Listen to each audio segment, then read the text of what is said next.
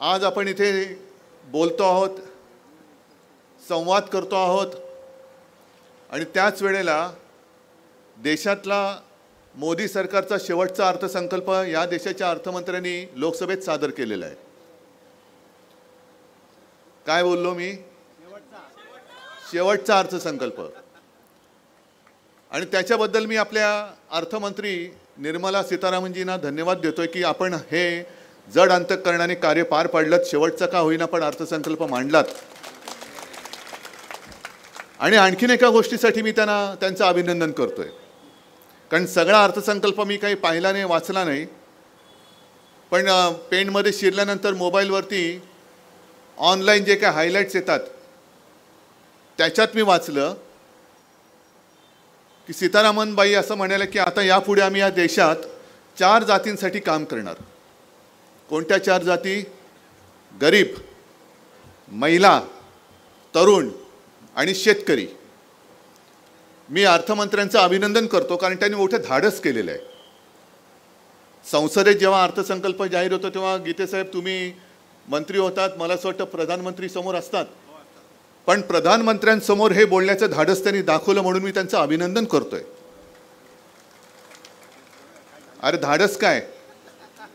कारण निवडणुका आल्यानंतर का होईना पंतप्रधानांनी सांगितलं की हा देश म्हणजे तुमच्या बाजूचे तुमचे सुटाबुटातले जे मित्र आहेत ते नाही, तुमच्या मित्रांच्या पलीकडे सुद्धा देश आहे, तो हा देश आहे. त्याच्यामध्ये तरुण आहेत, महिला आहेत, शेतकरी आहेत आणि गरीब सुद्धा आहेत.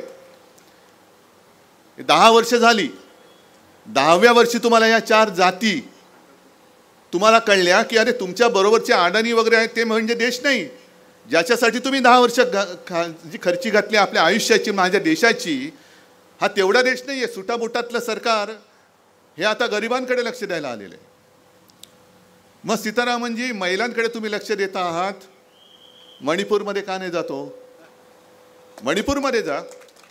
मणिपूरमध्ये ज्या महिलांवरती जे काय अत्याचार झाले त्यांना जाऊन सांगा की अहो आम्हाला माहितीच नव्हतं आमच्या देशामध्ये महिला आहेत, आत्ता आम्हाला कळलं, कारण निवडणुकांमध्ये महिलांची मतं पाहिजेत म्हणून आम्ही सांगतो आहोत की आम्ही आता महिलांसाठी सुद्धा काम करणार. मग मध्ये जे मी म्हटलं होतं ना की बिल्किश बानोकडे जा. त्यांच्या अत्याचाराने तुम्ही सोडलं होतं, पुन्हा कोर्टाच्या आदेशाने त्यांना तुरुंगात टाकले. त्यांना जाऊन सांगा की ताई तू सुद्धा महिला आहेस, आता आम्ही तुझ्यासाठी पण काम करणार आहोत. इथे शेतकरी असतील आलेले, कामगार आले असतील, तरुण आले असतील. ज्या वेळेला शेतकऱ्यांनी 1 वर्ष, 1.5 वर्ष, जवळपास वर्षभर, वर्ष 6 महिने उत्तरेतल्या शेतकऱ्यांनी आंदोलन केलं, थंडी, वारा, ऊन, पाऊस कशाची पर्वा न करता आंदोलन केलं, त्यांना तुम्ही अतिरेकी ठरवलं होतं. आता अतिरेक्याने तुम्ही शेतकरी समजायला लागलात आणि आता तुम्ही त्यांचं काम करायला लागलात. म्हणजे हा सगळा भूलभुलैया एवढा हे थोतांड आहे. पण एक लक्षात घ्या की पूर्वी म्हणजे अजूनही होत असतील जादूचे प्रयोग. तुम्ही पाहिलेत जादूचे प्रयोग? अरे हो की नाही? अरे नसेल तर नाही सांगा, ते करतात ते बघा. आता दिल्लीत सुरू आहेत जादूचे प्रयोग. जादूचे प्रयोग म्हणजे काय? मी लहानपणी बघायचो, तो जादूगार यायचा, टोपी दाखवायचा, अशी रिकामी आहे ना टोपी, हो, मग काहीतरी त्याच्यावर फडकं टाकायचा, एक मंत्र म्हणायचा, आब्राकाडाब्रा, हात घालायचा आणि कबूतर काढून सोडून द्यायचा. आपण म्हणायचो अरे काय अचाट माणूस, रिकाम्या टोपीतून कबूतर काढलं, माझं मत ह्यालाच. पण त्यावेळेला हे लक्षात येत नाही की कबूतर उडून गेलं, टोपी आपल्याला घातली. ही टोपी घालण्याचा प्रकार आहे अर्थसंकल्प म्हणजे. हे अशा सगळ्या काही आता भूलभुलैया काढतील. अमुक आता तुम्हाला हे देणार, हे महिलांना काय आता फुकटामध्ये पाहिजे तर गॅस सिलेंडर देतील, पण मतदान झाल्यानंतर सिलेंडरच्या किमती दुपटीने तिपटीने वाढतील. तरुणांना आम्ही नोकऱ्या देणार. अहो 10 वर्ष हेच ऐकत आलोय. 10 वर्ष केलं काय तुम्ही? आम्हाला आता तुमच्या फसव्या अर्थसंकल्पाची गरज नाही आहे. आता जे मी तुम्हाला सांगणार आहात, तुम्ही मगाशी गीतेसाहेब बोलत असताना जोरात सांगितलं तर हो, ते खरंच काम करणार आहात? काय करणार? काय काम करणार? नाही गाडायचं तर तसं नाही, आधी खड्डा खणायला लागेल. त्या खड्ड्या खणण्याचं काम आता तुम्हाला पहिले 1 महिनाभर करावं लागेल, मग गाडून त्याच्यावरती आपल्या मतांची माती टाकावी लागेल, तर ते गाडले जातील. पण हा जर खड्डा खणायचा असेल तर आता तुम्हाला घराघरात जावं लागेल. जसं 2014 साली चाय पे चर्चा झाली होती, तुमच्या गावात झाली असेल नसेल कल्पना नाही. आता चहा पण महागला, साखरही महागलं, दूधही महागलं, पाणी शुद्ध येते की नाही, पण आम्ही आता याच्या पुढे तुम्हाला चहा देऊ. आता प्रत्येक ठिकाणी जाऊन गेल्या 10 वर्षातल्या या सरकारच्या कामाचा आढावा घ्या. 10 वर्षे यांनी जे अर्थसंकल्प मांडले ते अर्थसंकल्प प्रत्यक्षात किती उतरले. 2014 आणि 2019 ज्या काही त्यांनी जाहीरनाम्यातनं थापा मारल्या त्या थापा किती प्रत्यक्षात आल्या. अगदी महिलांना सुद्धा महिलांच्या योजना मिळाल्या क्या, तरुणांना नोकऱ्या मिळाल्या का, शेतकऱ्यांना आपत्ती काळामध्ये संकटामध्ये मदत मिळाली का. उघड मी विचारतो, जर इकडे शेतकरी आले असतील तर माझा उघड मी त्यांना विचारतो, पत्रकारांनी टिपून घ्यायचं. मी जेव्हा मुख्यमंत्री होतो त्यावेळेला 2 चक्रीवादळं इकडे आदळली होती, एक त्योक्ते आणि एक निसर्ग. मग ज्यांना त्याच्यामध्ये आपत्तीग्रस्त होते, यांचं नुकसान झालं, त्यावेळेला मी मुख्यमंत्री असताना सरकारने केलेली मदत मिळाली की नाही, हे हो किंवा नाही एकदा मोठ्याने सांगा. मी इथे येऊन गेलो होतो, इथे म्हणजे इकडे नाही पण जिकडे वादळ आलं तिकडे कोकणात पण गेलो होतो, तळ कोकणात गेलो होतो, अलिबाग वगैरे त्याही भागात आलो होतो. आणि जे केंद्राचे निकष आहेत त्याच्या पलीकडे जाऊन आपल्या सरकारने मदत केली होती. 2 निसर्ग वादळ, एक निसर्ग आणि त्योक्ते वादळ येऊन गेलं, पंतप्रधान आले होते, केंद्राची मदत आली होती, 1 पैसा सुद्धा आलेला नव्हता. मला तुम्हाला हे जे सांगायचं ते हेच आहे की संकट आल्यानंतर पंतप्रधान इकडे फिरकले नाहीत, अजिबात फिरकले नाहीत. रायगडमध्ये सुद्धा, महाराष्ट्रामध्ये सुद्धा जनता राहते आणि त्याही वेळेला जर एक रायगड सोडला तर बाकी सिंधुदुर्ग असेल, आणखीन काही ठिकाणी आपण त्यांच्यासोबत होतो, म्हणून आपल्यामुळे मोदीजींना पंतप्रधान होण्यासाठी सगळ्यांनी मतदान केलं होतं. पण तेव्हा नामानिराळे होते. आता वाऱ्या करतायत, महाराष्ट्राच्या वाऱ्या. आता मध्ये 2 वेळा येऊन गेले, आता परत येत आहेत, साताऱ्याला जात आहेत, मग शिवनेरीला जातील, मग पोहरादेवीला जातील, पेणमध्ये येऊन जातील. जिकडे म्हणजे मतं पाहिजे असताना मेरे प्यारे देशवासियो, आणि त्याच्यानंतर तुम्ही एकदा मतं दिली का तुम्ही जगताय काय मरताय काय, आंदोलन केला तरी चिरडून टाकू, पण विकास तुम्हाला चिरडणं हा यांचा विकास. आता गेल्या आठवड्यामध्ये राम मंदिर झालं, आनंदाची गोष्ट आहे, मला पण अभिमान आहे, आनंद आहे. राम मंदिर तिकडे अयोध्येत व्हायला पाहिजेच होतं, कारण त्याच्यामध्ये शिवसेनेचं, शिवसेना प्रमुखाचं सुद्धा मोलाचं योगदान आहे. मी काय तुम्हाला सांगण्याची गरज नाही. मी आमंत्रण येईल, आमंत्रण येणार नाही, त्याच्यापेक्षा आनंद व्यक्त करायला मी नाशिकला गेलो होतो आणि काळाराम मंदिराची मी आरती केली, गोदावरी तीरावरती मी आरती केली. कारण काळाराम मंदिराचा सुद्धा एक वेगळा इतिहास आहे, तुम्हाला कल्पना आहे. जसं इकडे या रायगडमध्ये महाडच्या 14 तळ्याचा एक सत्याग्रह झाला होता, तसा काळाराम मंदिरामध्ये डॉक्टर बाबासाहेब आंबेडकरांनी सत्याग्रह केला होता. आणि त्यांचं हेच जे म्हणणं होतं तेच आमचं सुद्धा आहे की हा जो राम आहे हा काय तुमची खाजगी प्रॉपर्टी नाही, तो राम माझा सुद्धा आहे. हे जे आंबेडकरांनी सांगितलं तेच मी भाजपला सांगतोय, हा राम तुमच्या मोदींची प्रॉपर्टी नाही, हा राम ह्या देशातल्या तमाम करोडो राम भक्तांचा सुद्धा आहे. पण त्या सगळ्या सोहळ्यामध्ये एक कोणतरी निर्बुद्धच बोलायला पाहिजे, कारण अशी माणसं निर्बुद्धच्या शिवाय मला दुसरा शब्द सुचत नाही. माझं काय म्हणणं आहे की कोणी कोणाला काय मानायचा याचा त्याचा प्रश्न आहे. कोणी कोणाला देव मानत असेल बाबा तो तुझा आणि त्याचा प्रश्न आहे, मी नाही त्याच्यामध्ये येऊ शकत, येऊ इच्छितच नाही. पण जर कोणी मोदींना देव मानत असतील माना, माझं काही म्हणणं नाही, पण तुम्ही त्यांची तुलना आमच्या दैवताबद्दल करू नका. हे आमचं दैवत आहे, छत्रपती शिवाजी महाराज हे दैवत आहे. आणि जे कोणी कोणाची तुलना आमच्या महाराजांबरोबर करतात ती माणसं निर्बुद्ध आहेत, निर्बुद्ध आहेत. काय एक तरी मला साम्य दाखवा. छत्रपती शिवाजी महाराज ज्यांच्या आज्ञापत्रात लिहिलेलं होतं की याद राखा, आपल्या सगळ्या सरदारांना वगैरे लिहिलं होतं, मावळ्यानं सुद्धा सांगितलं होतं की शेतकऱ्याच्या भाजीच्या देठाला देखील हात लागला तर याद राख. आणि माझा शेतकरी आत्महत्या करतोय, महाराष्ट्रामध्ये आत्महत्या वाढत आहेत, त्याला आपत्ती काळामध्ये मदत मिळत नाहीये, पीक विमा योजना ती मिळत नाहीये, संकटामध्ये धावून येईल असं काही होत नाहीये, जनधन योजनेचं काही जनगणमनच झालेलं आहेत, काही त्याच्यात काय मिळतच नाहीये. आणि ज्या छत्रपती शिवाजी महाराजांनी कोणी असेल, मग तो रांजाचा पाटील असेल, आणखीन कोणी असेल, ज्यांनी ज्यांनी महिलांची विटंबना केली त्याला कठोर शासन, त्याचे हातपाय तोडून त्यांनी शासन केलेलं आहे. हे छत्रपती शिवाजी महाराज, म्हणून आम्ही म्हणतो ती शिवशाही. आणि ज्यांच्याबरोबर तुम्ही तुलना करतायत, मणिपूरमध्ये अजूनही जात नाहीत, 2 महिलांची विटंबना झाली, काय काय केलं ते अंगावरती काटा येतो, ते म्हणजे बघवत पण नाही, बघितलं पण नाही आणि ऐकवत पण नाही. पण एवढं होऊन सुद्धा जी व्यक्ती त्याच्याबद्दल काही बोलायला तयार नाही, तिकडे जायला तयार नाही, ती महाराजांच्या बरोबरची होऊ शकते. आणि मग मी म्हणतो ते पुन्हा सांगतो की जे कोणी कोणाची तुलना महाराजांबरोबर बोलत असतील ते कोणी असले तरी निर्बुद्ध आहेत, बिंडोक आहेत, बिंडोक आहेत, कोणी असतील ते. हा कोणता न्याय आहे? आणि आता एकूण जे काय राजकारण चाललंय, मी तुम्हाला एवढ्यासाठी भेटही काय घेतोय की जागे राहा आता जरा. हा सगळा जादूचा प्रयोग, जादूगार येतील, जादूगार टोपी तुम्हाला घालतील, कबूतर उडवून टाकतील आणि पुन्हा दिल्लीत बसल्यानंतर लाथा आम्हाला. मी नाशिकच्या सभेमध्ये जे बोललो, आज आपण काँग्रेस सोबत गेलो, आहेत ना काँग्रेसचे सोबत आहेत, माझे राष्ट्रवादीचे आहेत, अगदी शेका पक्षाचे सुद्धा जयंतराव तर आमचे कौटुंबिक संबंध आहेत. पण रायगडकरांना मी एक खास जरा वेगळ्या पद्धतीने धन्यवाद देतोय. गीतेसाहेब गेल्या वेळेला आपल्याला दुर्दैवाने पराभव झाला, तरी का धन्यवाद देतोय? कारण त्यावेळेला सुद्धा रायगड मोदी लाटेत वाहून नव्हता गेला, विरोधात मतदान केलं होतं. आता रायगडमधनं जो निवडून आला तो मोदी लाटेत वाहून गेला, पण माझा रायगड तसाच आहे.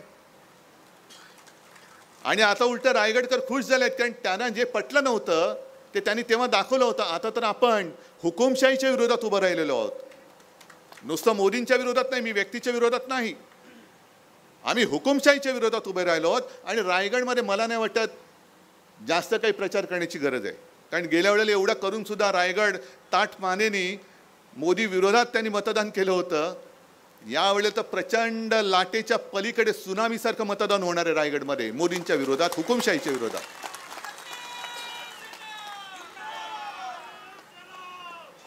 बरं, एक गोष्ट अशी आहे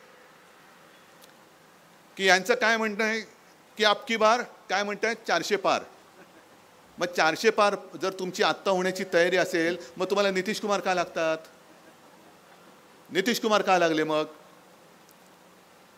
जो काही कारभार चाललेला आहे, म्हणजे मोदी गॅरंटी, मोदी सांगतात की अमुक अमुक होगा, हे मोदी गॅरंटी आहे. म्हटलं बरोबर आहे, मोदी गॅरंटी आहेच. कारण इकडच्या वर्तमानपत्रात किती बातम्या आल्यात माहिती नाही, पण मी येताना मुंबईतली वर्तमानपत्र पाहिली, काही बातम्या कापून पण आणल्या. एकाच वृत्तपत्रात 2 बातम्या आहेत. एका बाजूला हेमंत सोरेन यांना अटक, घोटाळ्या प्रकरणी ईडीकडून अटक, आणि बाजूला एक बातमी आहे अजित पवार यांना क्लीन चिट, मोदी गॅरंटी. भ्रष्टाचार करा, भाजपात या, कुछ नहीं होगा, मोदी गॅरंटी आहे. तुम्हाला मुख्यमंत्री पद मिळेल, तुम्हाला उपमुख्यमंत्री पद मिळेल. आरोप करणारे हेच, पक्षात घेणारे हेच, क्लीन चिट देणारे हेच, आणि जे सोबत येत नाहीत, म्हणजे एकाच दिवशी नितीश कुमार भाजपासोबत गेले, ते मुख्यमंत्री पदाची शपथ घेतली, आणि त्याच दिवशी त्याच्या दुसऱ्या दिवशी लालू प्रसाद आणि तेजस्वीला ईडीचं summons. Modi guarantee, Modi guarantee. या सगळ्या गॅरंट्या तुम्हाला परवडणार आहेत? परवडणार आहेत? म्हणजे जर मी असं म्हटलं की जे विरोधात, हुकुमशाहीच्या विरोधात राहतील त्यांना हे तुरुंगात टाकतायत, मग तुम्ही विचार केला पाहिजे. आणि आज सुद्धा मी सांगतो, इकडे जर का कोणी भारतीय जनता पक्षाचे खबरे आले असतील, RSSचे आले असतील, नाही येऊ शकतात, उलट त्यांच्याशी मी बोलायला तयार आहे. आणि जर का तुम्ही जर लाईव्ह दाखवत असाल तर महाराष्ट्रातल्या कानाकोपऱ्यामधले जे RSSचे कार्यकर्ते आहेत आणि भाजपचे कार्यकर्ते आहेत त्यांना मी सांगतोय की अरे तुम्ही आता तरी डोळे उघडा.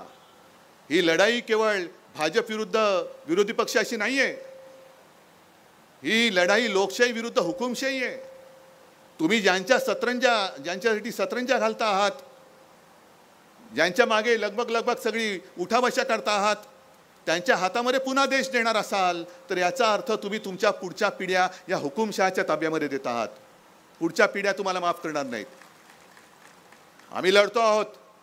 गीते साहेबांनी थोडी माझी पंचायत केली. मला काय म्हणाले, उद्धव ठाकरेच परत मुख्यमंत्री होणार. अहो, मी पंतप्रधान पदाचं स्वप्न बघू की नको आता प्रश्न पडले. नाही, मला असं काही स्वप्न पडत नाही. ना मुख्यमंत्री पदाचं पडलं होतं, पंतप्रधान पदाचं स्वप्नातही स्वप्न पडत नाही मला फक्त दिसतोय तो माझा देश, माझी भारत माता. माझी भारत माता. आणि त्यांच्या भारत मातेच्या बाजूला डॉक्टर बाबासाहेब आंबेडकर आहेत. त्यांनी लिहिलेली आपली घटना, ते संविधान, ते आम्हाला वाचवायचं आहे. का आम्हाला मत द्या, आम्हाला मत द्या. मत द्या म्हणजे काय? कोणाला तरी मत द्या म्हणून द्यायचं नाहीये. हे मत तुमचं तुम्ही स्वतः तुमच्या पुढच्या पिढ्यांसाठी देणार आहात. तुमच्या पुढच्या पिढ्या या भले अशा उचलून तुरुंगात नाही टाकल्या तरी संपूर्ण देशाचाच जर काही तुरुंग झाला तर त्या वातावरणात तुमच्या मुलाबाळांना जगावं, त्यांनी जगावं अशी तुमची इच्छा असेल, जरूर हुकुमशाला मत द्या. आणि नसेल तर इंडिया म्हणून जी देशभक्तांची आघाडी तयार झालेली आहे त्या आघाडीला तुम्ही मतदान केलं पाहिजे. या अशा अनेक काही गोष्टी आहेत. सगळ्याच गोष्टी इकडे बोलता पुढच्या सभेमध्ये काय बोलणार. आणि म्हणून मी थोडंसं जे काय आहे ते तुमच्यासमोर बोललेलो आहे. जेवढं नेमकं बोलायचं तेवढं बोललेलो आहे. आता याच्या पुढे जो काय तुम्ही जोश मला दाखवलेला आहात की आम्ही इकडनं, आता गेल्या वेळेला एक जयंत पाटलांचा कार्यक्रम होता ना बँकेचा, आणि मी आणि पवारसाहेब बाजूबाजूला बसले होतो श्रीवर्धनला. मला पवारसाहेब म्हणाले यावेळेला ह्या गद्दाराला पाडावं लागणार. म्हणजे त्यांची तयारी आहे, मानसिकता आहे, या गद्दाराला गाडायचा म्हणे. आता गंमत अशी आहे की कल्याणमध्ये मी गेलो, त्याच्या 1-2 दिवस आधी मोदीजी येऊन घराणेशाहीवरती बोलून गेले होते. घराणेशाही. मी कल्याणमध्ये दुसऱ्याशी गेलो, म्हटलं घराणेशाहीचा विरोध आहेच, पण कल्याणमध्ये आणि योगायोगाने इकडे सुद्धा आणि पलीकडे कोकणात सुद्धा घराणेशाहीच नाही तर गद्दारांची घराणेशाही आहे. गद्दार घराणेशाही, गद्दारी करणारी घराणेशाही आहे. आणि म्हणून इकडे केवळ मोदींच्या भाषेत, म्हणजे आता मग जे काही खासदार निवडून गेलेत आणि पालकमंत्री आहेत त्यांना भाजपनी जाहीर करावं आम्ही तिकीट देणार नाही कारण घराणेशाही आम्ही इकडेच बंद करणार. करा, हिंमत असेल तर करा. ना राज्यसभेत पाठवणार ना विधान परिषदेत पाठवणार, कारण अशी कुजबूज येते. कारण त्यांना आता कळलंय लोकसभेत तर निवडून येऊच शकत नाही. मग मागच्या दारातनं पुन्हा तटकरे राज्यसभेत जायचा प्रयत्न करतील. मोदींनी सांगायला पाहिजे गेट आउट, मला घराणेशाही चालणार नाही. पालकमंत्री विंत्री असेल तर तू पालक आणि तुझी मुलगी घरी काय ते करा, इकडे माझ्या पक्षात स्थान नाही. करा ना, काढा घराणेशाही बाहेर. पण काहीतरी फसवत जायचं, झुलवत जायचं, ते दिवस गेले. आम्ही सुद्धा तुमच्या सोबत आलो होतो ते कडवट राष्ट्रीय हिंदुत्वासाठी. कारण आपले शिवसेना प्रमुख जे सांगायचं की हिंदुत्व हे आमचं राष्ट्रीयत्व आहे. जो या देशाला आपला मानतो तो जातपात धर्माने कोणी असला तरी आमचा आहे, हे आमचं हिंदुत्व आहे. मग भाजपने सांगावं भाजपचं हिंदुत्व काय. आणि म्हणून आजपासून मी रायगडमध्ये ह्या छोट्या मोठ्या सभांना सुरुवात केलेली आहे. प्रत्यक्ष निवडणुकीमध्ये मी पेणमध्ये आलो नाही तरी तुमची मतं आणि तुम्ही इकडनं लीड देणार आहात की नाही? नक्की जरा हात वर करून सांगा ना. आणि जे मी तुम्हाला सांगितलं की घराघरामध्ये जाऊन, गाव वाड्या वस्ते पाडे, अगदी चहाची टपरी असेल, सलून असेल, एसटी स्टँड असेल, रिक्षा स्टँड असेल, संपूर्ण गेल्या 10 वर्षातल्या मोदींच्या थापा या लोकांना सांगा. या सांगा. कारण प्रचंड खर्च होतो जाहिरातीवरती. मग पेट्रोल पंपावरती जाहिरात लागते आणि त्याच्यावरती पंतप्रधानांचा फोटो असतो. देशातल्या एवढ्या कोटी महिलांना मिळाली उज्ज्वला योजना आणि एका महिलेचा फोटो असतो. आपण म्हणतो अरे पंतप्रधानांचा फोटो म्हणजे जाहिरात खरी असणार. पण त्याच पंतप्रधानांच्या फोटोना पेट्रोलची दरवाढ नाही दिसत. पेट्रोल पंपावरती फोटो असला तरी तो फोटो दरवाढ नाही बघत. आणि प्रत्यक्ष बघितल्यानंतर कळतं आपल्याला. असं वाटतं की आपल्या गावामध्ये योजना नसेल मिळाली. आता इकडे सगळ्या महिला आहेत, वेगवेगळ्या गावातनं आला असाल, तुमच्या प्रत्येकी जणीने एकमेकीमध्ये बोला की तुम्ही राहता त्या वस्तीमध्ये खरंच गरीब महिलांना किती उज्ज्वला योजना मिळालेली आहे, किती गॅस सिलेंडर मिळाले. पण तुमचा गैरसमज असा होतो, तुम्हाला असं वाटतं माझ्या गावात नाही बाजूच्या गावात मिळालं असेल, बाजूच्या गावकऱ्याला वाटतं माझ्या गावात नाही त्या गावात मिळालं असेल. कारण कोणी एकमेकात बोलत नाही, कोणीच बोलत नाही. आपण त्या सगळ्या जाहिरातीचे बळी ठरतो. म्हणून हा संवाद जो आहे, जनसंवाद माझा नाही, जनसंवाद जनतेने एकमेकात केला पाहिजे की काय मिळालं आणि काय नाही मिळालं. होऊन जाऊ रे चर्चा. मग चाय पे चर्चा करा, ढोकळे पे चर्चा करा, फाफडे पर चर्चा करा, नाही तर आणखीन कशावर करा, पण चर्चा होऊ द्या आणि खरं काय आहे ते जनतेसमोर येऊ द्या. ठीक आहे, बोलायला लागलं तर बरंच बोलता येईल, पण आणखीन 2 सभा आहेत, आणखीन 3 सभा उद्या आहेत. हेच साधारणतः विषय. आणि सत्य जे आहे ते सत्य जनतेसमोर आणणं ही जबाबदारी ही आता तुमची आहे. आणि हे सत्य जर तुम्ही जनतेसमोर आणलं तर मला खात्री आहे की केवळ पेणमध्येच नव्हे तर रायगडमध्ये सुद्धा मी एक देखील सभा नाही घेतली तरी आपला खासदार निवडून आल्याशिवाय राहणार नाही. असो, तुम्ही ज्या उत्साहात आलेला आहात, उन्हामध्ये आलेला आहात, सुट्टी नसताना आलेला आहात, ही खरी जनता, ही सगळी जागरूक जनता आहे. ही भाड्याने आणलेली माणसं नाहीत, अजिबात नाही. आणि याच ताकदीवरती आपण सगळेजण हुकुमशाहीच्या विरुद्ध लढायला उभे राहिलेलो आहोत. आणि ज्या वेळेला जनता एकवटते तेव्हा हुकुमशाह किती बलाढ्य असला तरी त्याला मातीत गाडल्याशिवाय राहत नाही. हा इतिहास आहे आणि त्या इतिहासाची पुनरावृत्ती माझ्या या पवित्र छत्रपती शिवाजी महाराजांच्या रायगडपासून होईल ही खात्री बाळगतो आणि आपली रजा घेतो. जय हिंद, जय महाराष्ट्र. नमस्कार, 3D न्यूजमध्ये आपल्या सर्वांचे स्वागत. 3D न्यूज आता संपूर्ण महाराष्ट्रभर 3D न्यूजमध्ये प्रतिनिधी नेमणूक चालू आहे. तसेच स्क्रीनवरती दिलेल्या नंबरवरती कॉल करा आणि आमच्या 3D न्यूज चॅनलचे अधिकृत प्रतिनिधी व्हा.